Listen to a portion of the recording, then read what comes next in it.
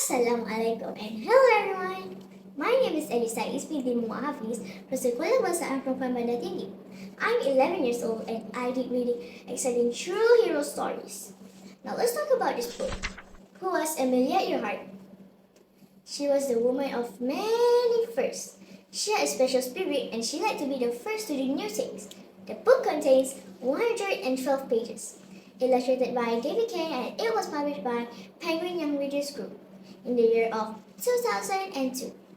The book is written by Kate Bone Jerome, who knows how to make biographies fun and interesting. She had wrote more than 100 children's books. You can check her out from her website, katejerome.com. Okay, let's get to the story. Amelia Mary Earhart was born in Kansas on July 24, 1897. Amelia's grandparents, her mother's side, had lots of money, but Amelia's father, Edwin Earhart, had trouble keeping a job and there were money worries. Amelia's parents raised her daughters with non-standard approach. Mother, Annie Otis Earhart, encouraged them to be bold, adventurous, and curious, to explore the world around them. Do you know she even built a homemade roller coaster in her yard? Her uncle helped her out. Cool, huh? Amelia's real introduction to aviation came in when she was 23 years old.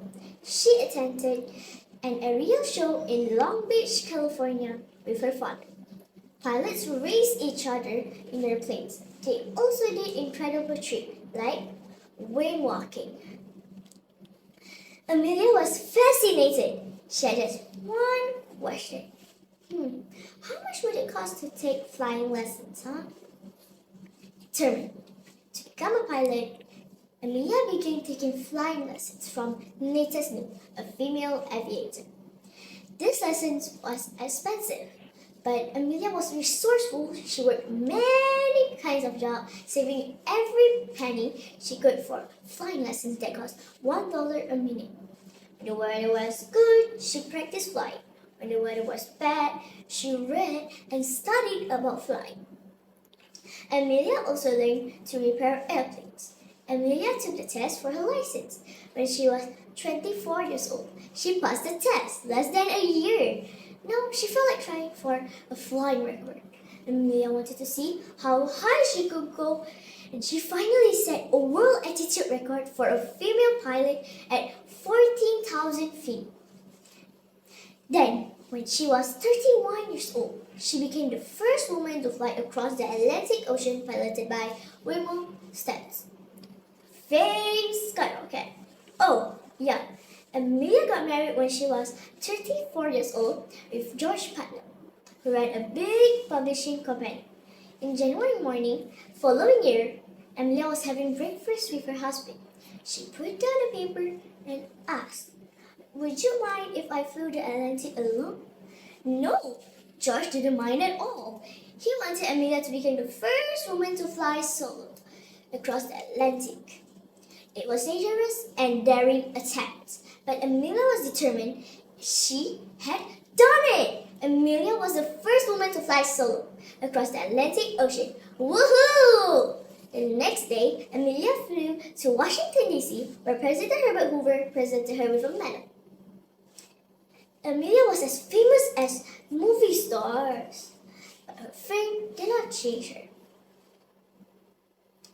Did you know that Amelia was known as one of the best dressed women in America? She designed women's clothes for active living. Then, when she was 38 years old, she continues to push the boundaries of aviation by becoming the first person to fly solo from Honolulu, Hawaii to Oakland, California. And she did it! At the age of 40, Amelia wanted to fly around the world. On the last part of the flight, they approached Howland Island. The plane disappeared. Rescue mission was begun. Neither Amelia nor her navigator were ever found or heard again. Some say Amelia was a prisoner of war. Others say she was alive and well living on a remote island. But no story was ever proven time. book is really a great option for middle and upper grade primary school students. This book, almost every page has illustration and the design is really cool too, so your reading will not be boring. Amelia really paved the way for a lot of women, so this book is really great for role models and I highly recommend. Thank you and goodbye.